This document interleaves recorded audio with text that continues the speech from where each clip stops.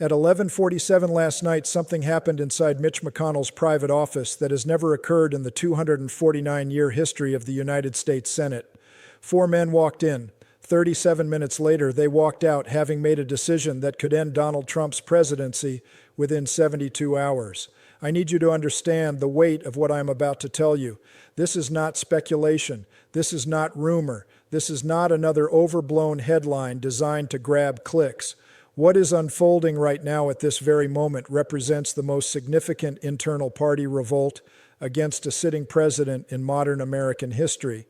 And if you care about what happens to this country over the next 3 days, you need to subscribe to this channel right now and turn on notifications, because the 72 hours ahead will determine whether American democracy still has a functioning immune system. Let's go. Here is what you need to understand about the week that just shattered Donald Trump's grip on the Republican Party.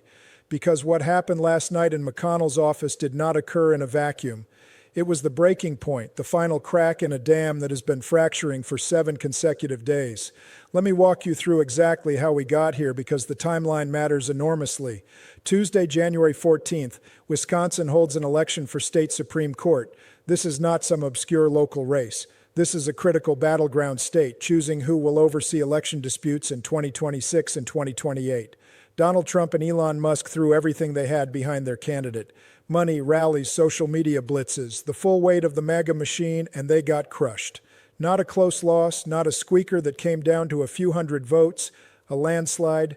Their candidate lost by double digits in a state Trump needs to win the presidency. The first swing state just told Trump and Musk to go to hell. Wednesday, January 15th, the United States Senate votes 51-48 against Donald Trump's tariff authority on Canada. 4 Republican senators, Mitch McConnell, Susan Collins, Lisa Murkowski, and Rand Paul, cross party lines and vote with every single Democrat to strip Trump of the power he has been wielding like a weapon. And here's the detail that should terrify Trump's inner circle. That morning before the vote, Trump went on Truth Social and personally attacked all 4 of them by name. He called them traitors. He threatened to primary every single one. He demanded they fall in line, and they voted against him anyway. When intimidation stops working, power evaporates. Thursday, January 16th, the Wall Street Journal, not some liberal outlet, not the New York Times, the Wall Street Journal, the voice of American business conservatism, publishes an editorial with a headline that will be studied in economics classes for decades: the dumbest trade war in history. They do not mince words. They call Trump's tariffs exactly what they are: taxes. Taxes on American families. Taxes that are destroying supply chains, alienating allies, and pushing the economy toward recession. That same day, after-hours trading shows a market in freefall. The Japan bond crisis, the contagion we warned about, is now hitting American portfolios. Retirement accounts are bleeding, and Wall Street is done making excuses for Trump.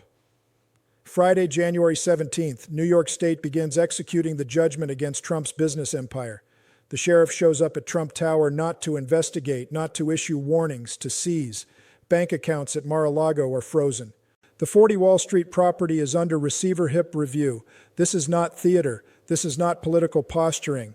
Donald Trump is watching his life's work, the empire he built his entire identity on, being dismantled in real time by court order. And there is nothing, absolutely nothing he can do to stop it. Saturday and Sunday, January 18th and 19th, behind closed doors, emergency meetings are happening across the Republican donor class. Major contributors to the Republican National Committee are suspending donations. The leaked internal polling is catastrophic. Trump is down 12 points against a generic Democrat. 32% of Republicans say they will not vote if Trump is the nominee. The people who write the checks that keep the party functioning are reading the numbers and reaching the same conclusion. Donald Trump is unelectable, and if he drags the party down with him in 2026, the Senate is gone, the House is gone, the whole apparatus collapses. Monday, January 20th, 11:47 at night, Mitch McConnell sends a text message to 3 senators. Emergency, my office. Now, let me tell you who these 4 senators actually are, because this is not some random collection of moderates looking for attention. This is a precision strike team, and each one of them brings something different to the table. Understand this. When these 4 specific people vote together against a Republican president, it is not coincidence. It is strategy. Start with Mitch McConnell, 40 years in the United States Senate, the most effective legislative tactician of his generation. This is a man who has buried political careers with a single procedural maneuver. He protected Donald Trump through 2 impeachments. He had the votes to convict after January 6th, and he chose not to use them. He publicly stated Trump was responsible for the insurrection, then voted to acquit on a technicality. For 5 years, McConnell has been Trump's shield. So the question everyone in Washington is asking right now is simple. Why is he turning now? Here's what most people do not know. When Trump's mob stormed the Capitol on January 6th, Mitch McConnell's wife, Ela Chow, was serving as transportation secretary. She resigned the next day. She walked out of the administration because of what Trump did. And McConnell, the man who never shows emotion, who treats politics like chess, who separates personal feelings from strategic calculation. That man went home that night and had to look his wife in the eyes. Trump tried to get Mike Pence killed. McConnell has never forgotten that.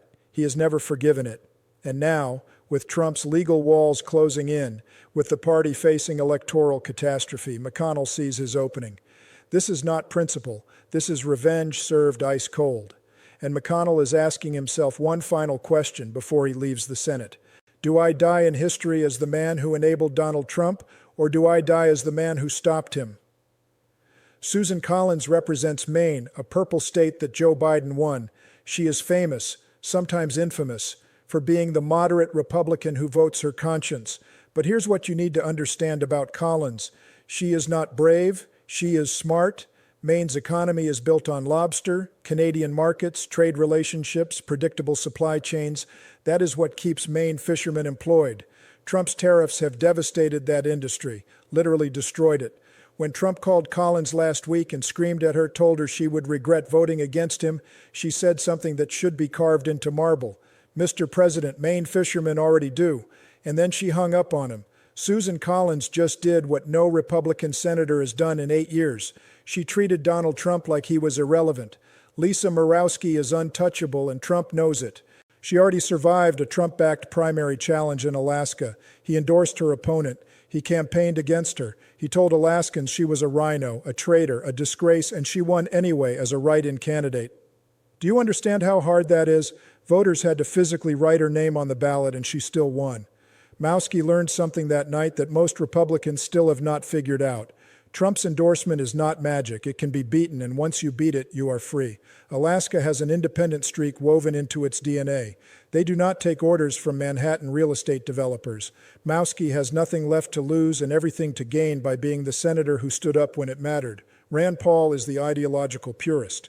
His father, Ron Paul, built a political movement on libertarian principles, limited government, free markets, individual liberty, and tariffs. According to every libertarian economist who has ever lived, are government interference in markets. They are taxes. Rand Paul has spent his entire career saying government should not pick winners and losers. And now his own party's president is doing exactly that. Paul went on the Senate floor and said it out loud. Tariffs are taxes on the American people. He exposed the Grover Norquist hypocrisy. He called out every Republican who signed a pledge never to raise taxes but is now defending Trump's tariffs. Some men cannot be bought. Rand Paul is one of them. These 4 senators have nothing in common. Different states, different ideologies, different political incentives, but they share one thing. They have had enough. 3 independent sources, 2 from McConnell's office, 1 from an aide to Susan Collins, have confirmed to us what happened in that room. And what I am about to tell you is not speculation. This is reconstruction based on direct knowledge from people who were briefed immediately after that meeting ended. 11:47 Monday night. Mitch McConnell sends a text message. 4 words. Emergency. My office. Now. Susan Collins arrives first, then Lisa Murkowski. Rand Paul walks in last. They enter separately. Different entrances, different times, because optics matter even at midnight. No staff members are present. No aides taking notes. Phones are turned off and left outside. This is not a meeting that can leak, except it already has. McConnell does not waste time with pleasantries. According to our sources, his opening line was this: "We have 72 hours before this party becomes unsalvageable." He places a red folder on the table, thick, tabbed, organized like a legal brief. Inside that folder is everything: the evidence that has been quietly accumulating for months, the data that Republican leadership has been hiding from the public and from themselves. First, the internal polling, not the polls you see on television, not the public surveys that campaigns release to shape narratives. This is private data paid for by the Republican National Committee, conducted by firms that have no incentive to lie because their reputations depend on accuracy, and the numbers are catastrophic. Trump's approval rating among Republicans has collapsed to 58%. It was 88% 2 years ago. Among swing state voters, the people who actually decide elections, Trump fatigue is at a record high. 64% of independents say they will never vote for him again under any circumstances. And here is the number that is causing panic in every Republican Senate office. 32% of self-identified Republicans say they will not vote if Donald Trump is the nominee in 2024. Not vote for the Democrat, not vote at all. They will stay home. Second, the donor revolt. The Koch political network has suspended all contributions to Trump-aligned candidates. The business round, the collection of Fortune 500 CEOs who have funded Republican campaigns for decades, sent a private letter to McConnell last week. The message was blunt. Tariffs are killing us. Fix this or we are done. Wall Street, the financial engine that has propped up Republican competitiveness in expensive races, has declared Trump radioactive. Major banks will not host fundraisers. Hedge fund managers who wrote seven-figure checks in 2020 are ghosting the RNC. The money is drying up. And in American politics, when the money stops, everything stops. Third, legal exposure. McConnell lays out the timeline. New York asset seizure has already begun. The Georgia trial is scheduled for March 4th. Federal cases are stacking up behind that. Trump will spend the next year in courtrooms, not on campaign trails. He will be giving testimony under oath, not holding rallies. And conviction in at least one jurisdiction is not just possible, it is likely. McConnell tells the room something that has been whispered in private but never stated this clearly. If Donald Trump is our nominee and he is convicted before November, we lose everything. The presidency, the Senate, the House, state legislatures, governorships, everything. Then comes the debate. Susan Collins speaks first. What about his base? They are loyal. They will burn us if we move against him. McConnell does not hesitate. His base is 30% of the country. We need 51% to win elections. The math does not work. Lisa Murkowski raises the obvious concern. He will burn us all. You know what he does to people who cross him. The threats, the attacks, the primaries. McConnell leans forward. He is already burning. The assets are being seized. The trials are starting. The convictions are coming. The only question is whether we burn with him or whether we cut the line before the ship goes down. Rand Paul, the constitutional lawyer, asks the critical question. What are the grounds? What can we actually impeach him for that will hold up legally? McConnell reaches into the red folder and pulls out a document.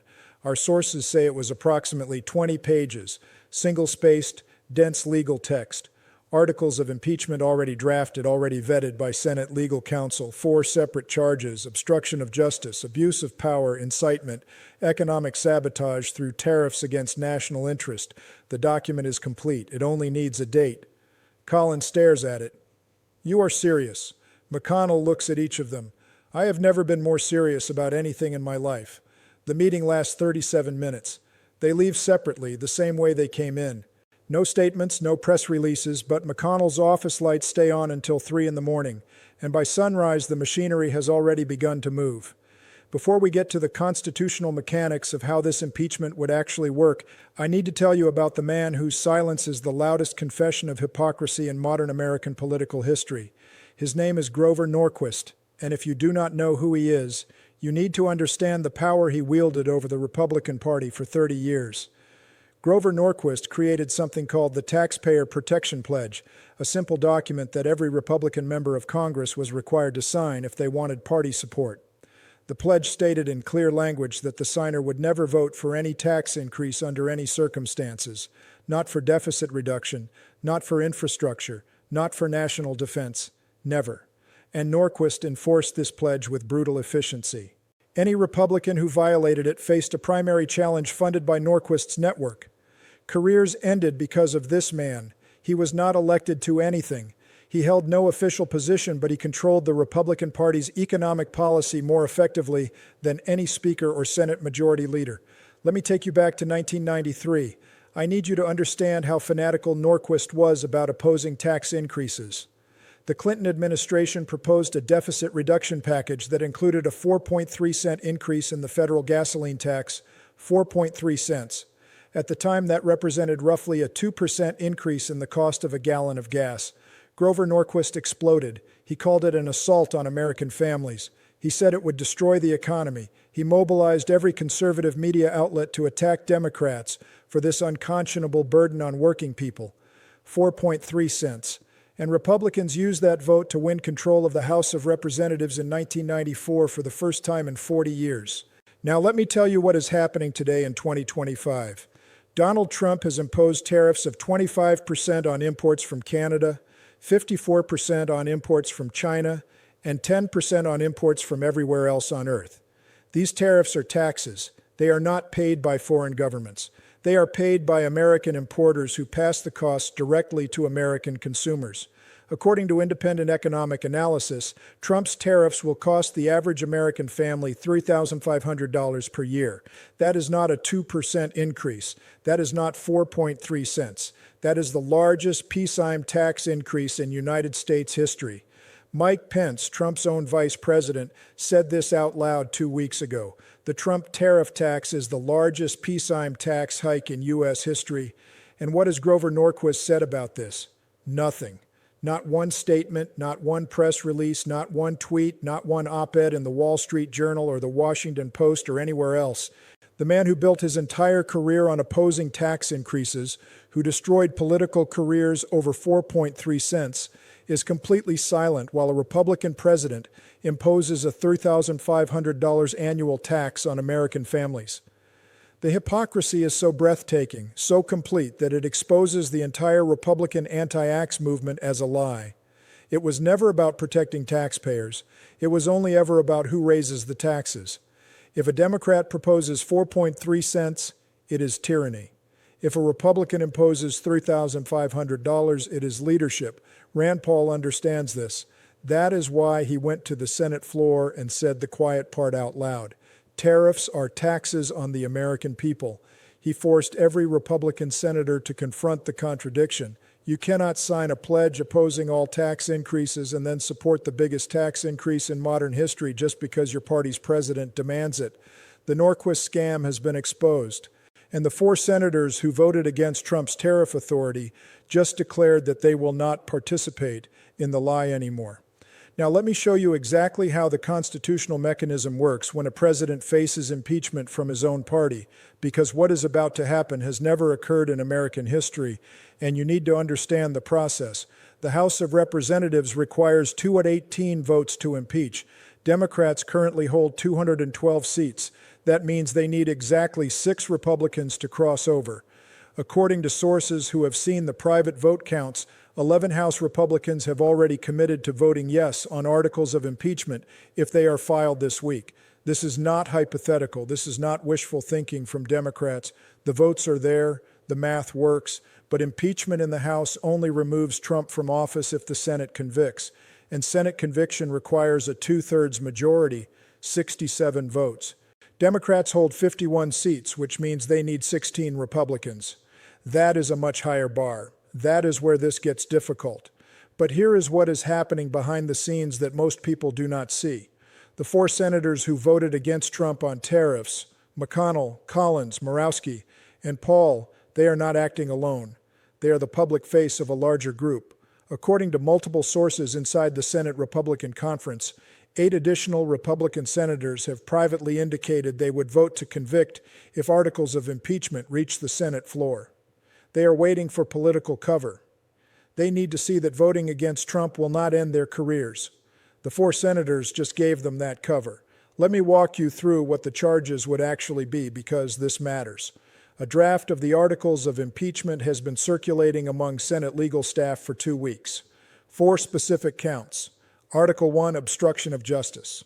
This covers witness intimidation, evidence tampering at Mar-a-Lago, and 14 documented violations of court orders. Article 2, abuse of power, using the presidency to avoid criminal prosecution, threatening allied nations for personal political gain, and the attempted extortion of Denmark over Greenland. Article 3, incitement. January 6th was never properly adjudicated in an impeachment context because Trump left office. New evidence from ongoing trials provides grounds to revisit this with witness testimony under oath. Article 4, economic sabotage, imposing tariffs that contradict national economic interest, ignoring the advice of every credible economist, and using trade policy for personal political benefit rather than national welfare. If articles are filed this week, the timeline moves fast. House vote would occur within 10 days. Senate trial would begin immediately after and must conclude within 21 days under Senate rules. Conviction before March is not just possible, it is the designed outcome. Donald Trump could be removed from office, barred from holding future federal office, and facing criminal trials without the protection of the presidency by early spring. That is the plan. That is what was decided in McConnell's office Monday night. And the 72-hour countdown is already running. Donald Trump is not going quietly, and a cornered animal is always at its most dangerous. Within hours of the Senate vote, Trump's Truth Social account erupted. 27 posts in 3 hours, all capital letters, traitors, rhinos destroying the party. They will all pay. He is not threatening primary challenges anymore. He is threatening destruction. He named all 4 senators by name. He called Mitch McConnell a coward and a fraud. He said Susan Collins betrayed every Republican voter in Maine. He claimed Lisa Murkowski is secretly working for Democrats. He accused Rand Paul of being controlled by libertarian donors who hate America. This is not political strategy. This is a meltdown. But the threats are not staying online. Tuesday morning, Trump issued a call to action to his base. Come to Washington, D.C., surround the Capitol, stop this coup. Law enforcement is taking this seriously. Capitol Police have elevated the threat level to its highest designation since January 6th. The FBI is monitoring extremist online chatter. References to armed resistance are spiking. National Guard units in Virginia and Maryland have been placed on standby. The January 6th playbook is being reviewed by every security agency in Washington because they know exactly what Trump is capable of when he feels his power slipping away. Simultaneously, Trump's legal team is filing lawsuits everywhere against New York State for the asset seizure, against the Senate for procedural violations in the tariff vote, against what he calls conspirators in the Republican Party. The lawsuits are frivolous. Every legal expert who has reviewed them says they have no chance of success, but that is not the point. The point is delay. The point is creating enough legal chaos that impeachment proceedings get bogged down in procedural fights. Trump is drowning, and he is grabbing at anything he can reach. And here is his biggest problem. The money is running out. The Republican National Committee has seen major donors suspend contributions. Small dollar donations from the MAGA base are still coming in, but they are not enough to fund a legal war on 4 fronts simultaneously. Trump's legal bills already exceed $50 million. The asset seizure in New York means he cannot liquidate properties to pay lawyers. He is running out of other people's money. And in American politics, when you run out of money, you run out of options. But here is why this time is different from every other crisis Trump has survived. It is not about loyalty anymore. It is about survival. And Republican senators are doing math that has nothing to do with ideology or principle. They are looking at the 2026 Senate map. 22 Republican seats are up for election, only 11 Democratic seats. If Trump is the face of the party and he is convicted in criminal court before November, the Senate flips. Republicans lose control. But if Trump is removed through impeachment before the general election, if he is barred from office and the party can nominate someone else, Senate Republicans might survive. The business community has made its position clear. The United States Chamber of Commerce represents the largest corporations in America. They sent a private letter to every Republican senator last week.